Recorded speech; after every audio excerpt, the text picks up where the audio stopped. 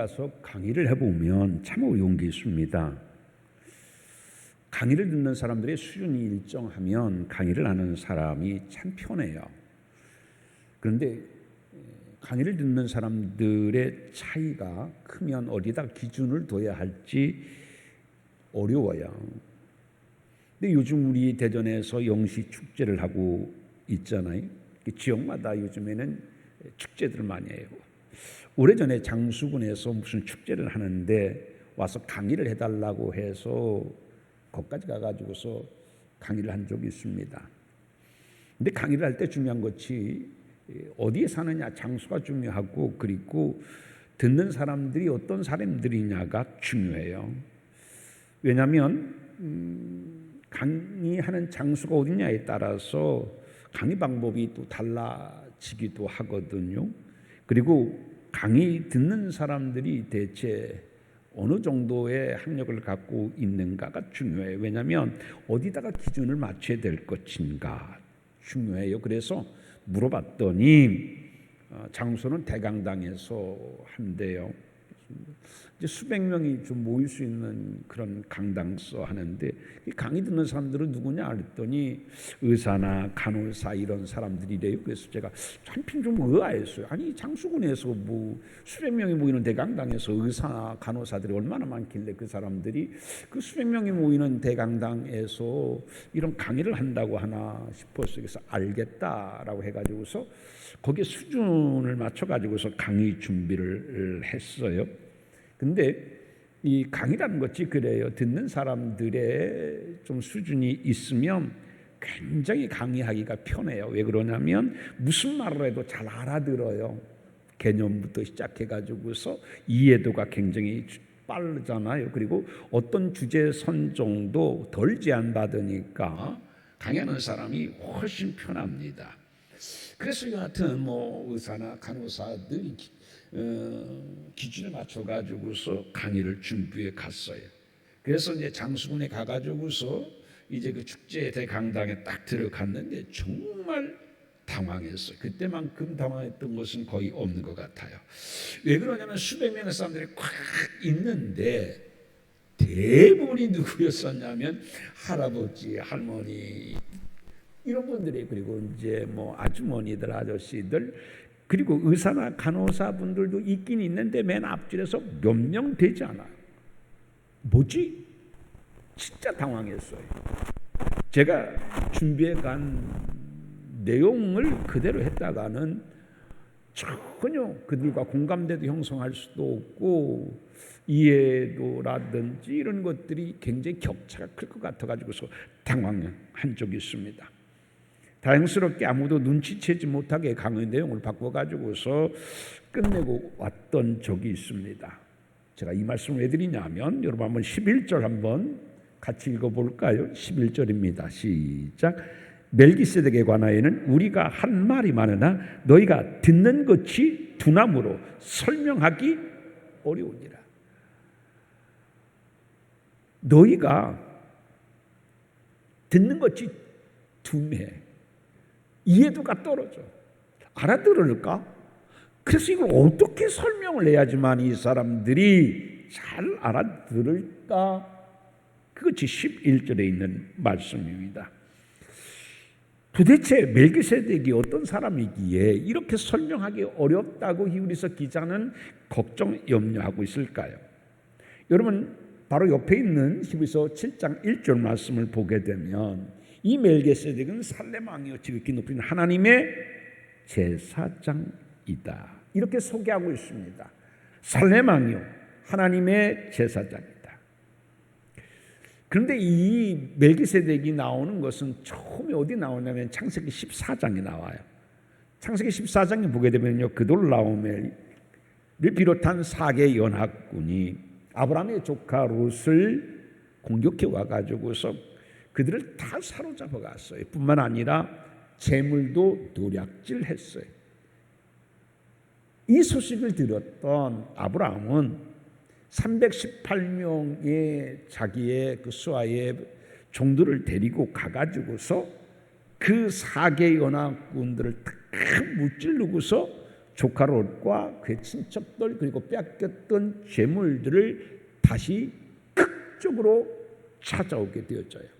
이때 318명밖에 안 되는 적은 인원을 가지고서도 그렇게 당당하게 승리하고 되돌아왔었을 때에 아브라함을 맞이했던 두 사람이 있습니다. 한 사람은 누구냐면 소돔 왕이었고 다른 한 사람이 바로 오늘 본문에 나오는 멜기세덱이었어요. 그런데 이때 보게 되면 멜기세덱이 그냥 온 것이 아니에요. 양손에 뭔가를 들었었어요. 뭐를 들었었느냐? 한 손에는 떡, 한 손에는 포도주를 들고 나와서 아브라함을 영접해 줘요.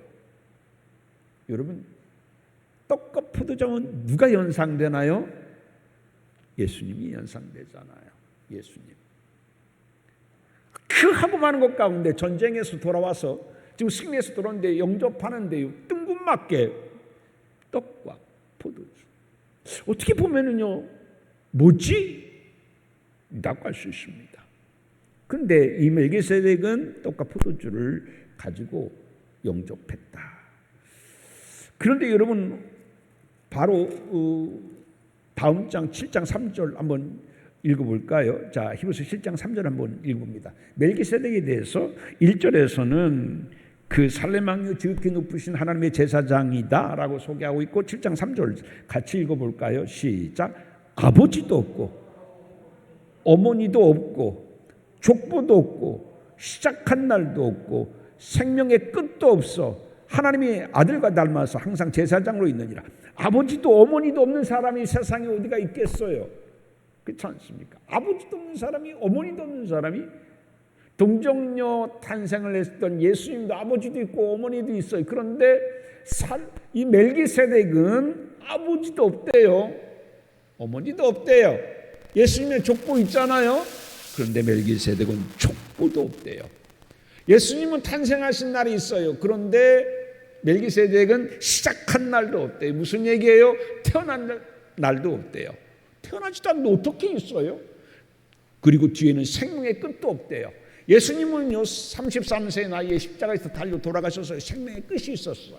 그런데 멜기세덱은 생명의 끝도 죽음도 없대요. 도대체 누굴까요? 아버지도 없고 어머니도 없고 족보도 없고 태어난 날도 없고 죽은 날도 없는 그는 누구일까요? 자, 뭐라고 얘기합니까? 하나님의 아들과 닮아서 항상 뭐로 있느니라? 제사장으로 있느니라.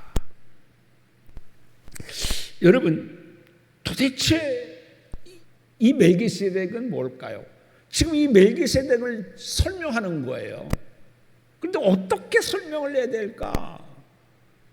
근데 참 히브리서 기자는요 정말 논리적으로 그리고 그 어려운 걸 아주 쉽게 설명하고 있어요. 여러분, 히브리서의 주제가 뭐라고 그랬어요? 히브리서 주제는 대제사장 되신 예수. 대제사장 예수. 그게 히브리서 주제예요. 예수님은 누구냐? 대제사장 되신 예수다. 구약의 제사장들은 늘 바뀌어요. 죽었다가 살아나고 죽었다 살아나고. 그런데 영원한 대제사장, 그는 누구시다? 예수 그리스도다. 그런데 지금 멜기세덱을 지금 뭐라고 얘기하냐면 바로 아버지도 없고 어머니도 없고 족보도 없고 태어난 날도 없고 죽은 날도 없고 뭐다? 하나님의 아들과 닮아서. 하나님의 아들은 누굽니까? 예수죠. 뭐다? 제사장으로 있느니라 라고 말씀하고 있습니다. 그러니까 멜기세덱은 뭐냐? 예수님의 실체다. 예수님의 실체다. 굉장히 어려운 거를 사실은요 잘 설명하고 있습니다. 그런데 이게요 아브라함으로부터 지금 이 히브리서 기자가 이 성경을 썼을 때의 기간이 무려 2000년이 더 지났어요. 2000년이나 더 지났어요. 그런데 2000년 전에 태어났었던 멜기세덱이 지금 예수님의 실체라고 이야기하니 사람들이 그 쉽게 이해할 수 있을까요? 뭔 말이야? 2000년 전에 이 멜기세덱은 멜기세덱이고 예수는 예수지 뭔 얘기야? 잘 알아듣지 못한다.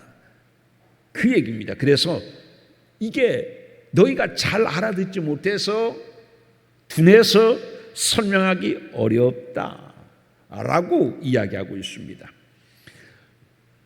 히브리서 기록 연대는 언제냐면 주후 60에서 70년대 사이에 기록된 걸로 나와 있어요. 근데 이런 초대교회가 세워진 지는 언제입니까? 30년서 40년 됐겠죠.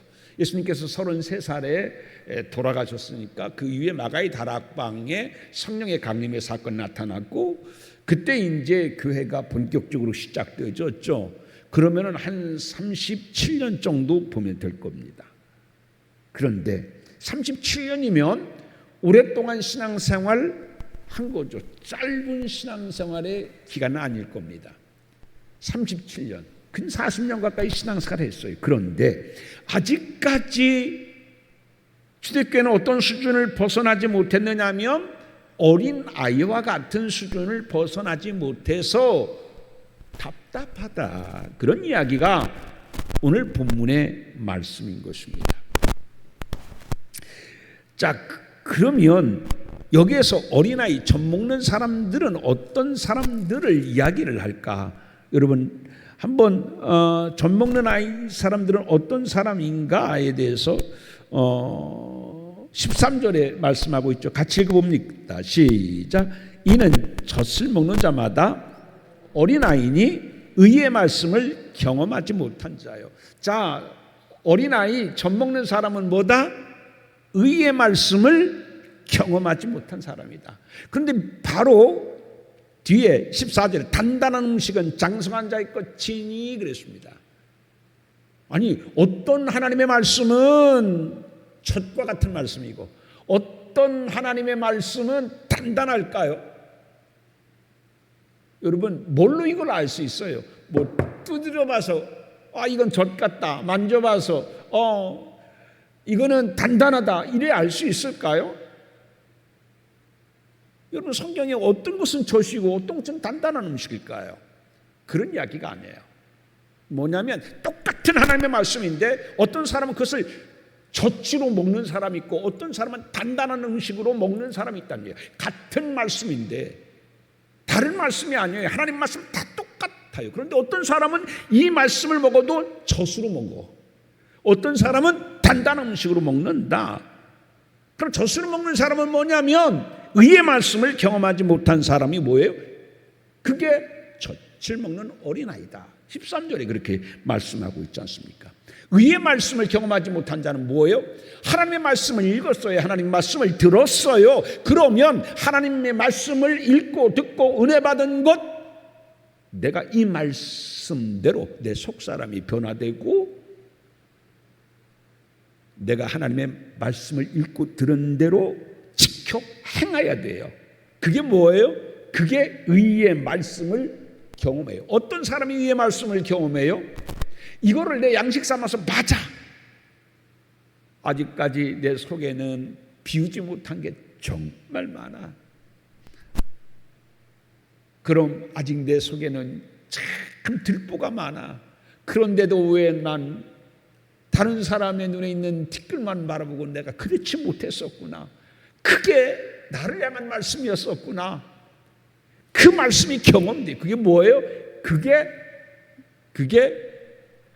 바로 단단한 음식이에요. 그게 의의 말씀을 경험한 자예요.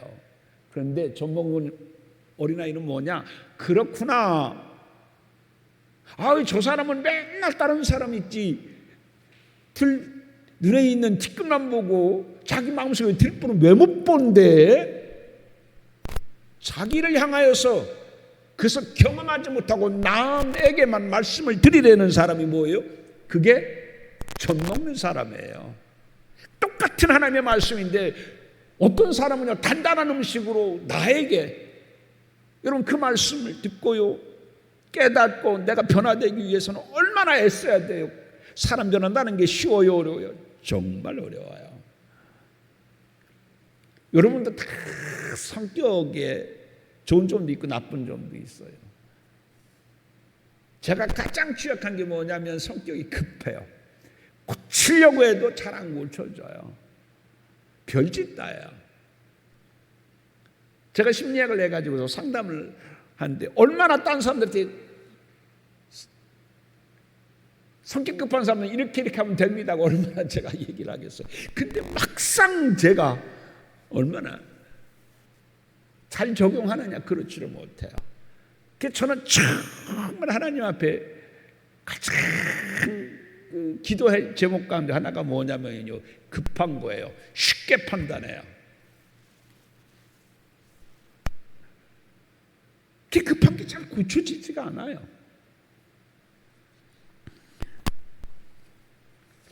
그래서 이 하나님의 말씀이 나를 향한 말씀으로 생각하고 맞습니다. 그리고 그 말씀을 나에게 적용하면서 변하기 어려운 내 자신을 억지로라도 변화시켜 가려고 하는 거룩한 몸부림, 그게 바로 뭐냐, 같은 말씀이라도 그 말씀은 의의 말씀을 경험한 사람이라는 얘기예요. 같은 말씀에도 의의 말씀을 경험하지 못하고 그냥 말씀으로 끝나는 사람은 뭐예요? 그건 젖으로 만드는 거예요, 하나님의 말씀을. 지난주에 우리 박영기 사님이 갑자기 예배 후에 소강돼서 점심 식사를 하지 못하고 집에 가셨잖아요. 걱정이 돼서 오후 예배 끝나고 박영기 사님한테 전화를 했어요. 박영기 사님이 좀 누워있더니 나아져서 다행이라고 생각되어 줬었습니다. 그래서 제가 우리 박영기 사님한테 갑자기 체하는데 이유가 있을 것이다 생각해서 짚히는 데가 있어서 제가 두 가지를 물어봤었어요. 첫째는 뭘 물어봤었느냐 하면, 집사님 요즘에 하루에 걷기를 얼마나 하세요? 라고 물어봤습니다. 그리고 두 번째는 요즘에 식사를 뭘로 하셔요? 라고 물어봤어요. 이 두 가지 이유가 제가 볼 때 박영수님한테 체한 이유가 있지 않았을까 싶었었어요. 그래서 얼마나 걷습니까? 했더니 요즘에 바깥으로 계단을 내려가는 것이 굉장히 무서워서 잘 안 내려간다. 걷는 것을 많이 못하셨던 것이죠. 그리고 두 번째는 일상적인 그러한 식사를 안 하셨을 것이다. 일상적인 식사를 안 하다가 갑자기 일상적인 밥을 먹으니까 분명히 소화 기능이 확 떨어진 상태 속에서 체했을 것이다 생각해서 제가 물어봤어요.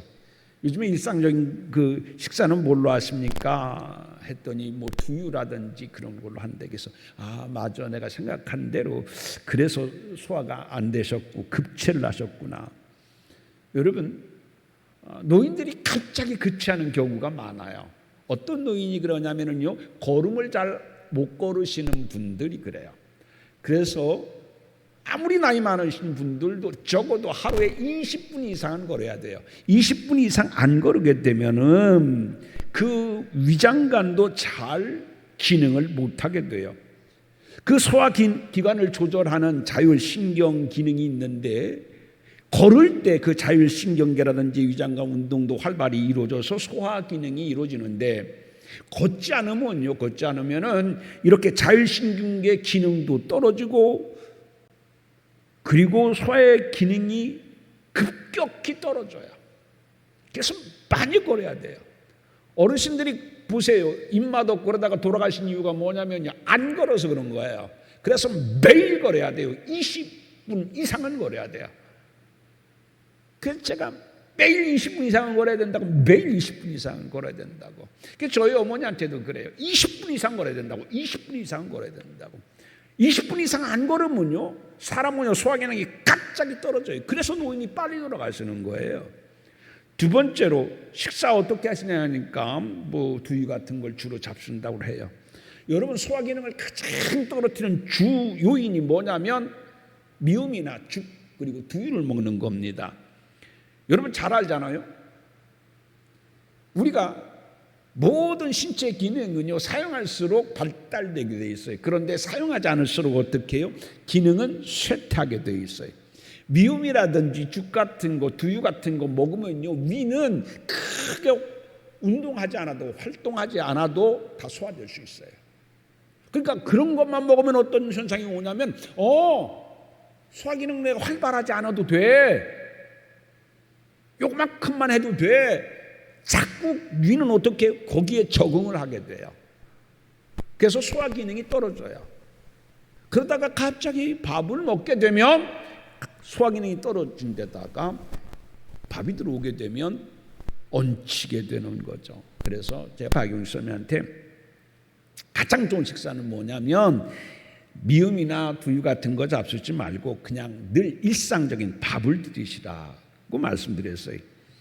여러분 나이 많으신 노인분들도 요 밥을 잘 안 잡수면 미음이나 죽 같은 거 드려요. 그럼 좋을 거라고 생각하죠. 천만에요. 가장 나쁜 것이 죽, 미음인 거예요. 제일 좋은 음식은 뭐냐면 밥이에요. 저작이라고 하죠. 씹는 거. 그래야 소화기능이 연세가 많이 드셔도 떨어지지가 않게 돼요. 그런데 두유나 이런 미음 같은 거, 죽 같은 것만 먹으면요 소화기능이 그렇게 활발히 운동하지 않아도 되기 때문에 점점 약화돼요. 소화기능이 약화되면요 모든 시스템이 망가지기 시작해요. 면역력도 떨어지게 결국은 건강은 악화돼요. 아까 또 얘기한 것처럼 또 걷지 잘 않죠? 그러면 어떻게 해요? 급속하게 우리의 몸은 빨리 노화가 심해지고 모든 기능은 저하가 되어져요. 그래서 가장 좋은 식사는 아무리 노인이라도 일상적인 식사를 하는 게 제일 좋아요. 그러면 그 노인은 소화력을 잃지 않고 면역력을 유지할 수가 있어요. 근데 밥 안 먹는다고 미음이나 두유 같은 거 자꾸 드리면 빨리 돌아가세요 라고 하는 거예요. 소화력을 자꾸 잃어버리게 하는 거예요. 자, 본문도 오늘 우리에게 무슨 말씀을 하냐면 단단한 음식을 먹어야 한다라고 말씀하고 있습니다. 단단한 음식이라는 것은 뭐냐면 먹기 힘든 음식이에요. 소화하기 힘든 음식이에요. 즉 뭐를 말씀하냐? 내가 수용하고 받아들이고 소화할 수 어려운 말씀인데도 불구하고 하나님께서 말씀하시니까 제가 순종하겠습니다. 수용하겠습니다. 그렇게 하겠습니다. 내가 그렇게 변화되겠습니다. 이게 뭐예요? 이게 단단한 음식이에요. 어떤 말씀은 젖과 같고 어떤 말씀은 단단한 말씀이 있는 게 아니에요. 그 말씀을 내게 적용시켜서 어떻게 보면요 자존심도 상하고 이전까지 그럼 내가 10년 20년 동안 믿어봤는데 아직까지 어린아이라는 것인가? 굉장히 받아들이기 어려운 말씀일 수도 있어요. 그래도 어떻게 해요? 그래도 그것을 받아들여야 돼요. 전 가끔 그런 생각을 해봐요. 우리 성도님들 중에서 제가 무슨 충고를 하면 영적 충고를 하면 시험 없이 감사하면서 편견 없이 잘 받아들일 수 있는 사람이 얼마나 될까? 누구에게 충고하거나 권하거나 쉽지 않죠. 교인과 교인이 그런 얘기해도 굉장히 불편할 거예요. 자존심, 신앙의 자존심이 확 상하는 것 같고 어떤 사람은요 아니라고 부인하면서 내가 그런 신앙밖에 안 돼? 아니에요. 이게 받아들이지 않는 사람들이 얼마나 많겠어요. 저도 때로는요 솔직히 그 사람한테 이렇게 얘기해 주고 싶어요. 근데 그 사람이 받아들일 수 있느냐 없느냐는 보고서 얘기하죠. 받아들일 수 있는 사람 같으면 얘기해요. 받아들일 수 없는 사람 같으면 시험이 돼요.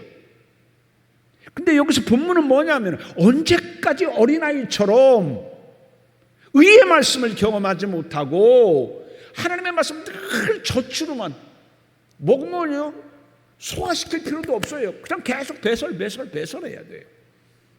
단단한 음식을 먹어야 위에서 오랫동안 머물면서 운동도 하면서 그게 모든 영향이 되고 그래서 내 건강을 유지할 수가 있잖아요.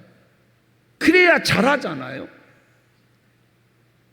근데 어른이 되어서도 지금 아까도 말씀했습니다마는 히브리서 이 성서가 쓰여지는 것이 벌써 30-40년이에요.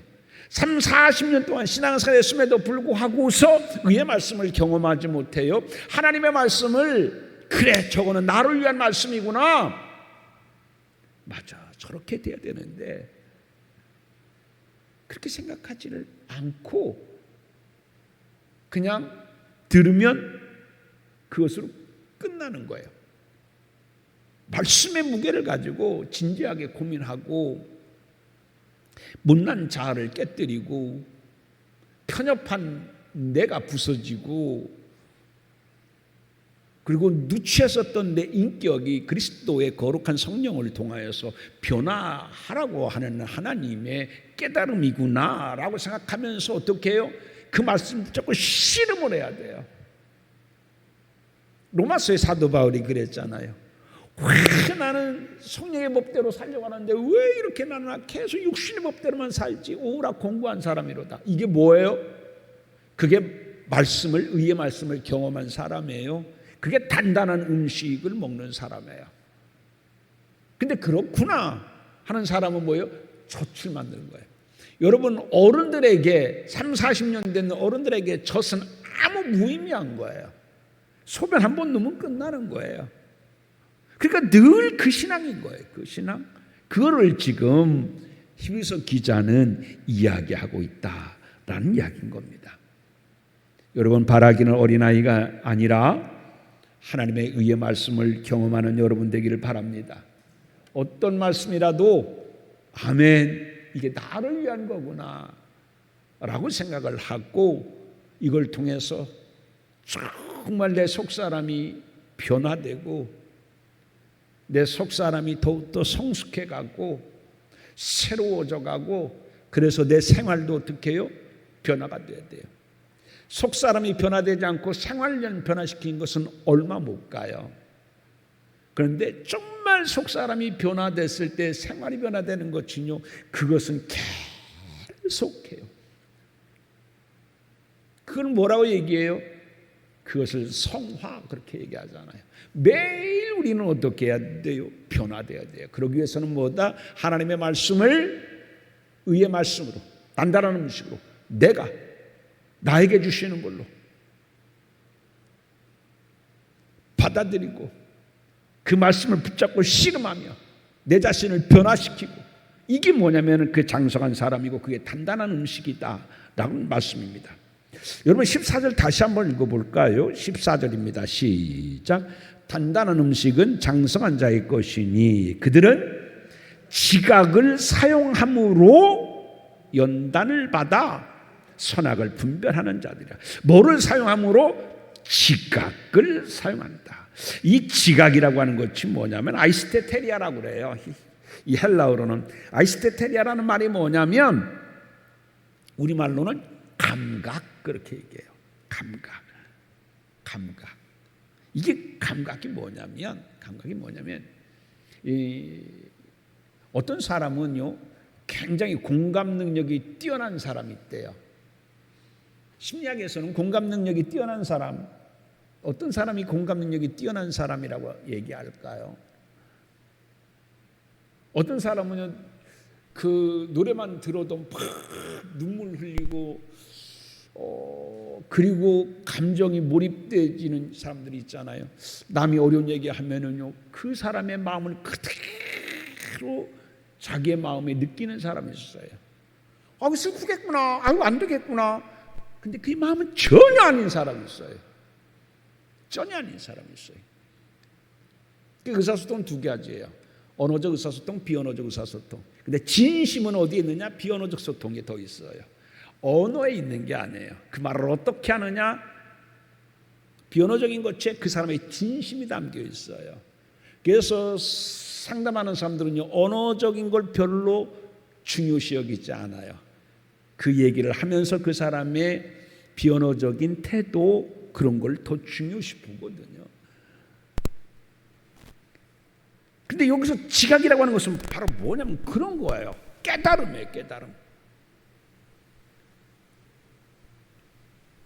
그리고 어떤 깨달음이냐? 하나님의 말씀을 들어요. 하나님의 말씀을 읽었어요. 그러면 빨리 지각. 나에게 이런 일은 있었던 것은 이것 때문에 그렇구나라고 깨닫는 게 뭐예요? 그게 지각인 거예요.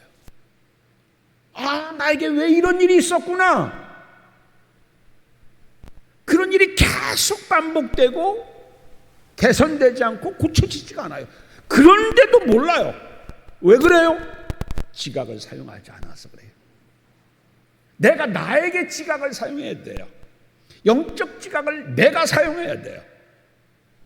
왜 이런 현상이 계속될까? 기도해도 왜 안 될까? 그건 기도의 문제가 아니에요. 하나님이 나에게 뭔가 원하시는 게 있어요. 사인이에요, 사인. 그 사인을 왜 주셨을까? 그걸 깨닫는 게 뭐라고요? 그게 지각이에요. 그게 지각. 그래서 장성한 사람은 뭐를 사용한다?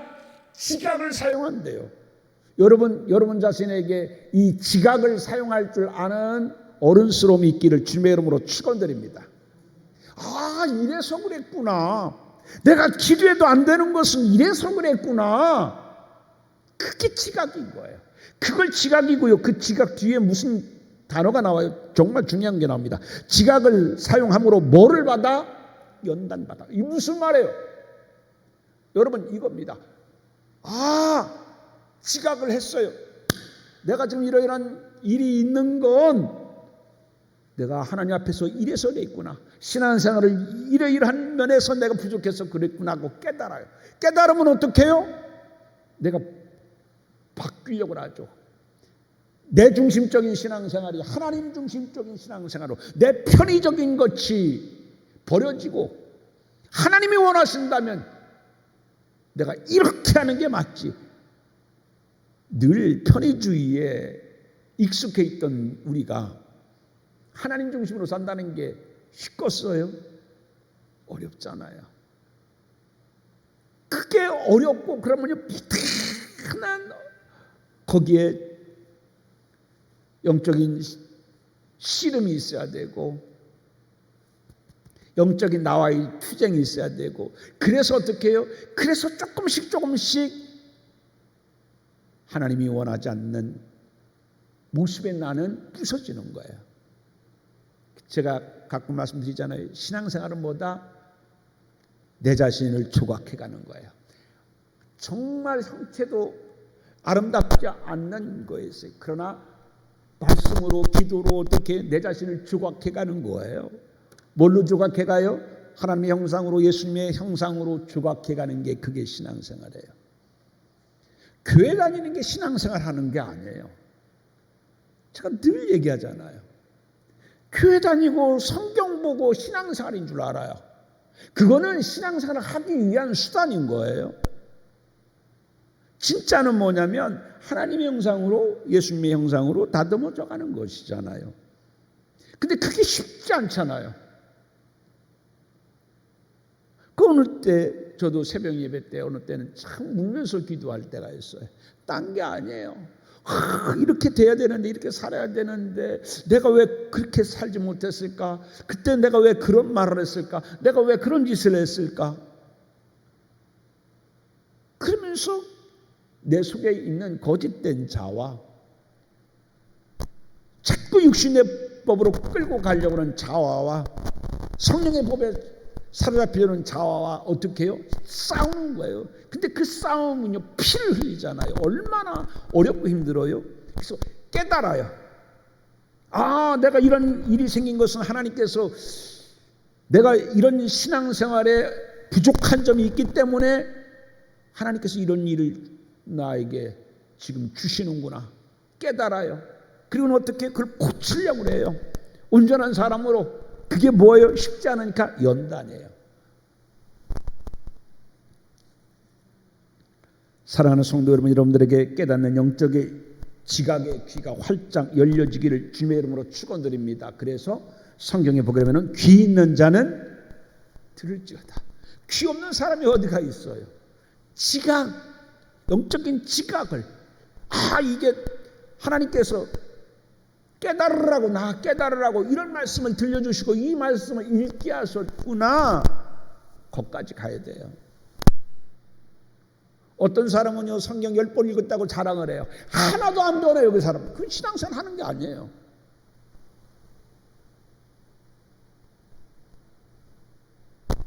탈무드에 그런 얘기 있잖아요. 선생한테 선생님 내가 있잖아 하나님 말씀 성경을 100번 읽었습니다. 그래? 근데 성경은 너를 몇 번 읽었느냐? 성경은 너를 몇 번 읽었느냐? 몇 번 읽은 게 중요한 게 아니에요. 내가 얼마나 이거를 의의 말씀을 경험하는 말씀으로 영적 감각을 통하여서 내가 깨닫고 연단하고 변화됐느냐가 중요한 것이지 몇 번 읽었냐가 중요한 게 아니잖아요. 본질은 없고 현상만 있는 신앙생활, 그게 젖먹이에요. 그게 어린아이예요. 그게 의의 말씀을 경험하지 못한 겁니다. 어떤 분이 그런 말을 했습니다. 지금의 패배가 승리를 위한 시련이라는 것을 안다면 얼마나 좋을까? 지금의 가난이 넉넉함을 위한 시련이라는 것을 안다면 얼마나 좋을까?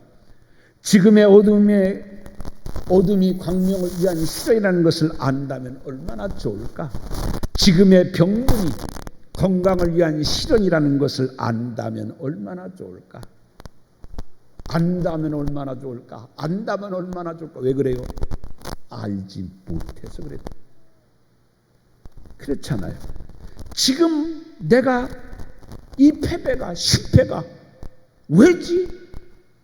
그 이유를 깨닫고 지각하고 연단하여 변하게 되면 승리를 위한 실현하는 것을 안다면 얼마나 좋을까? 사랑하는 성도 여러분, 오늘 여러분들이 하나님의 말씀을